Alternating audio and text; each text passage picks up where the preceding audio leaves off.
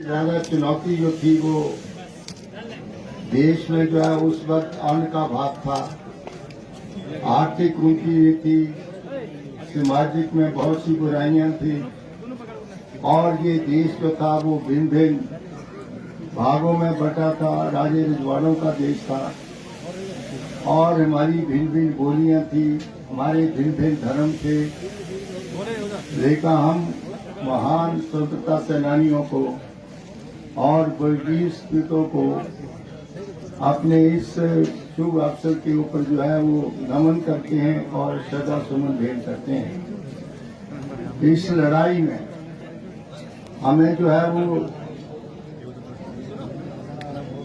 सामाजिक और आर्थिक आजादी नहीं मिली, हमें एक स्वतंत्र भारत के रूप में हमें गरीबी मिली, भूख मिली, हिंदुस्तान में विकास नहीं था।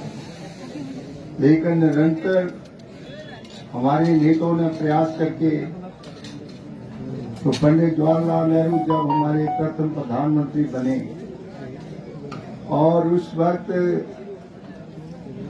हमारे बापू गांधी जी,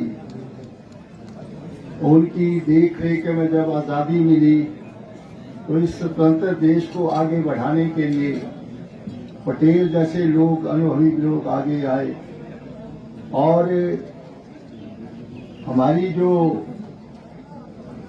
सारे हिंदुस्तान में जो एक मुहिम चली कि हमें सामाजिक आजादी लेने के लिए, आर्थिक आजादी लेने के लिए हमें संघर्ष करना पड़ेगा। बहुत सी नीतियां बनाएंगे और उस वक्त देश में अन्न का अभाव था, 2 टाइम की रोटी नहीं मिलती थी और हमारे निरंतर प्रयास से बहुत सी योजनाएं बनाएंगे और समय के ऊपर जो हमारी सामाजिक विसंगतियां था उनको पूरा करने के लिए जो है वो उस वक्त बहुत सी स्कीमें हिंदुस्तान में बनाई। आज 79 साल के इस सफर में इस देश ने बहुत से उतार चढ़ाव देखे हैं और आज हमारा सभी का दायित्व बनता है कि जो आजादी का जो वृक्ष हमारे देश में कुर्बानियों से खड़ा किया है उसको हम सींचें और सभी मिलकर के जो है इस देश को आगे बढ़ाने का प्रयास करें। आज हम देखते हैं 10-15 साल से काफी उथल पुथल हो रही है, सामाजिक ताने बाने को खराब करने का प्रयास किया जा रहा है, वही पुरानी प्रवृत्ति जो है वो सामने आ रही है। हम इस देश को जो विविधता का देश है उसको एकजुट करने के लिए हमें सभी को प्रयास करना है, लेकिन ऐसी शक्तियां भी इस देश में हैं जो धर्म के ऊपर, मजहब के ऊपर लोगों को जुदा करने का प्रयास करती हैं और इस राजनीतिक ताने बोने को जो है वो खराब करने का प्रयास किया जा रहा है।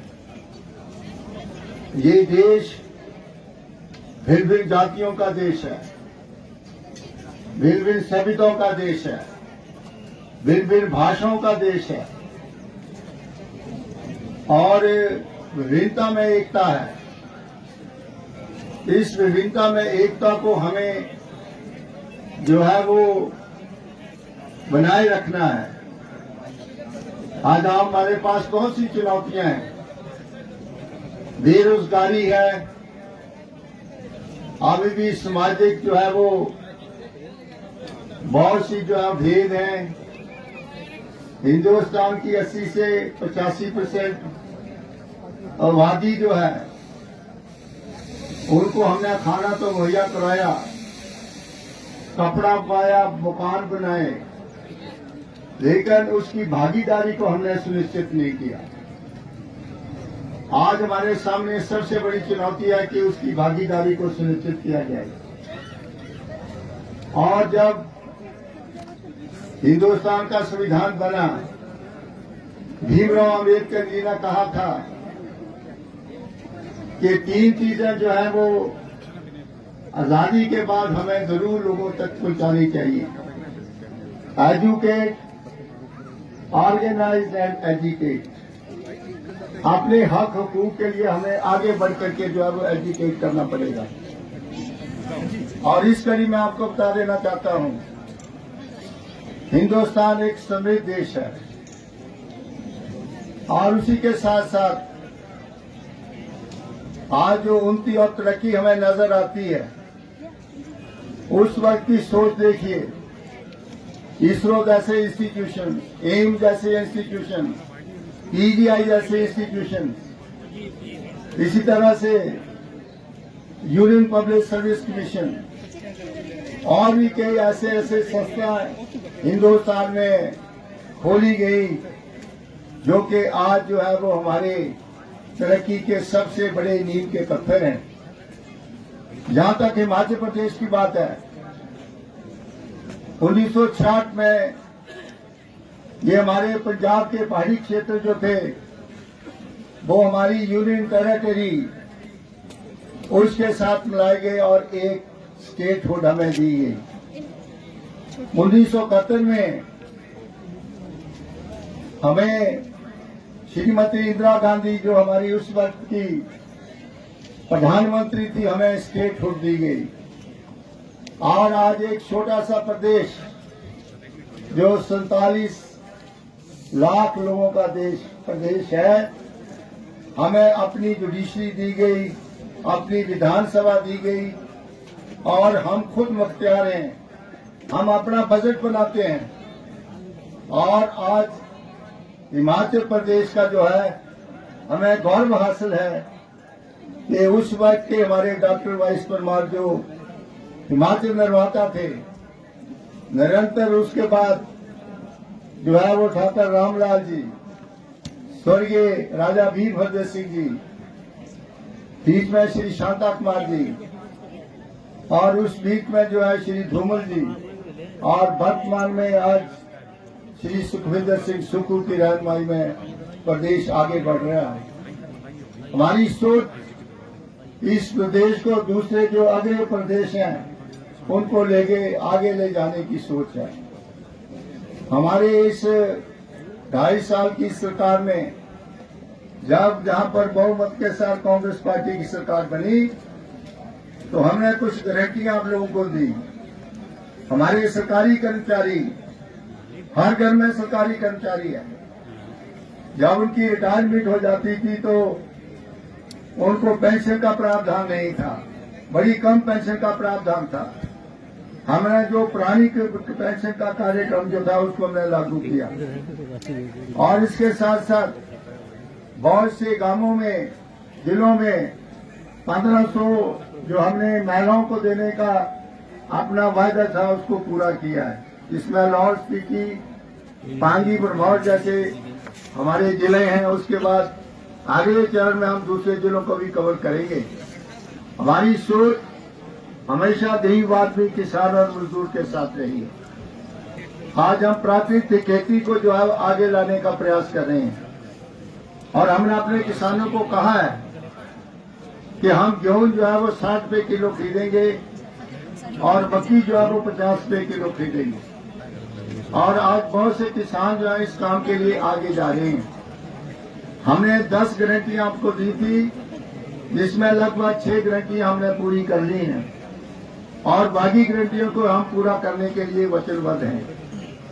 हिमाचल प्रदेश में 23 में बहुत बड़ी आफत आई और इस साल भी बहुत बड़ी बरसात हुई है, बहुत सी आफत आई है, लेकिन हमने अपने सीमित साधनों से, हमारी कैबिनेट, हमारे मुख्यमंत्री जी ने जो है वो अपने सीमित साधनों से जिनके घर जो है वो बह गए, जिनके घर आर्थिक रूप से जो है वो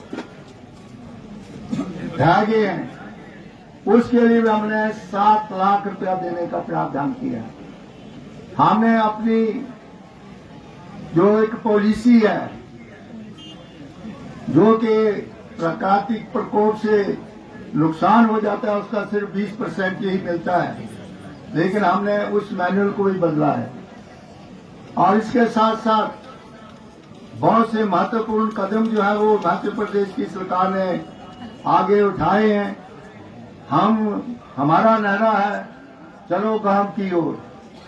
हम किसानों को समृद्ध करना चाहते हैं और उसको साथ ही मैं आपको बता देना चाहता हूं कि 230 करोड़ रुपए का सबसे बड़ा प्लांट रूट का जो है ढंगवार में हिमाचल प्रदेश में हम बनाने जा रहे हैं और उसका भी श्रेय जो है हमारे मुख्यमंत्री सुखविंदर सिंह सुक्खू जी को जाता है। आज जिला कांगड़ा हम पर्यटन की दृष्टि से विकसित करना चाहते हैं। इसको हमने पर्यटन जिले के रूप में जो है वो आंका है। हम चाहते हैं कि हमारे इस प्रदेश की और हमारे जिला कांगड़ी की खूबसूरती बनी रहे। हम देख रहे हैं कि जो पिछले कानून भारत सरकार ने बनाए, हिमाचल प्रदेश की सरकार ने बनाए, वो लैंडमार्क रहे हैं। हमारे गरीबों को उनसे बहुत सहारा मिला है, लेकिन आज बहुत से हमारे पर्यटन क्षेत्र जो हैं वो कंक्रीट के जंगल बनने जा रहे हैं। मैं मकलोडगंज में देखता हूं, मैं पालमपुर में देखता हूं, इस तरह से दूसरे एरिया में देखता हूं 4-4, 5-5 मंजिल जो है वो बड़े बड़े जो है वो होटल जो है वो बनाए जा रहे हैं। और आपको पता है कि ये हमारा खास करके धर्मशाला का क्षेत्र जो है वो सेस्मिक जोन में है, भूकंप के जोन में है। तो इसलिए भी जो हमारी अथॉरिटीज है उनको इनको बड़ी गंभीरता से लेना चाहिए कि आप 4-4, 5-5 मंजिल भवनों को परमिशन दे रहे हैं और जब कोई डिजास्टर होगी तो बहुत बड़ी मुश्किल जो है वो प्रदेश में होगी।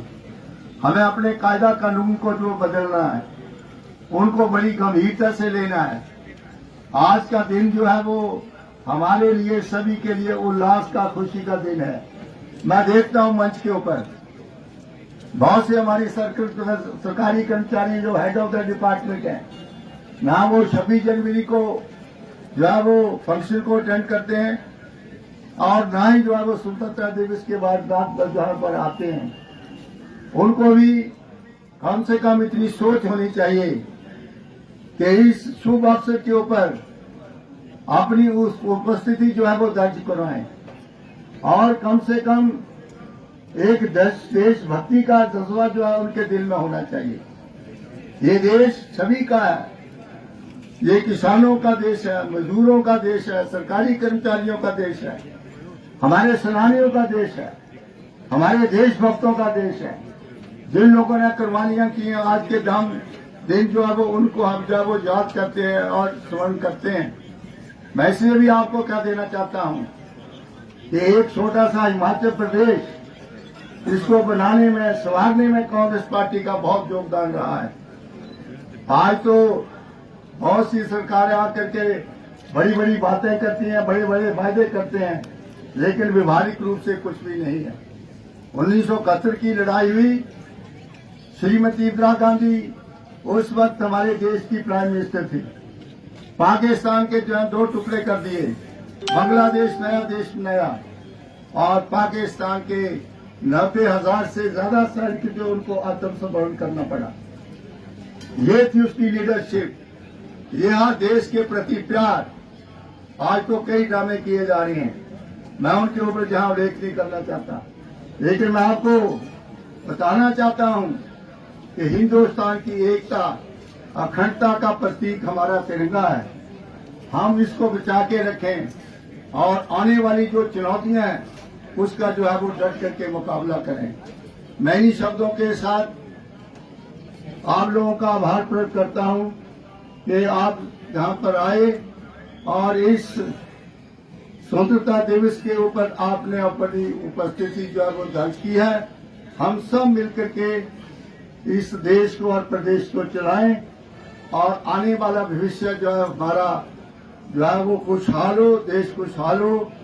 इन्हीं शब्दों के साथ मैं आप लोगों का आभार प्रकट करता हूं। जय हिंद।